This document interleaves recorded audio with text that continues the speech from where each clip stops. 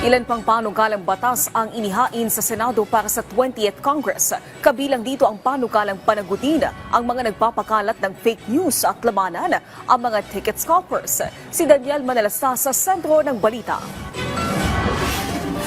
Sa mga concert goers dyan, naranasan mo na bang maubusan ng ticket dahil sa mga tinatawag na scalpers o mga mapanamantalang individual na nagbebenta ng ticket na doble o kung minsan triple pa ang presyo?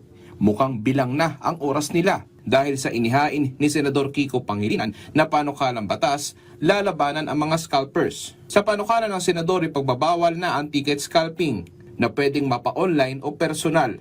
At hindi biro ang panukalang ito dahil may kaparusahan na pwedeng multa o di kaya naman ay kulong. Anti-Ticket Scalping Act para maprotektahan na ang ating mga consumer, mga mamimili sa mga mapagsamantalang reseller na nagbebenta ng sobrang taas ng mga tickets sa ating mga sinihan, sa ating mga concert.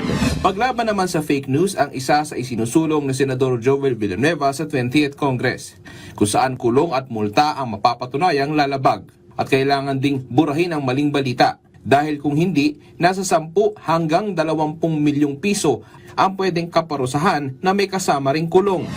Ilan naman sa panukalang isinusulong ni Senate President Chis Escudero ay ang panukalang batas para sa dagdag benepisyo sa barangay officials, pati na ang panukalang automatic promotion ng government official at mga empleyado sa kanilang pagreretiro mula sa serbisyo. Daniel Manalastas para sa Pambansang TV sa Bagong Pilipinas.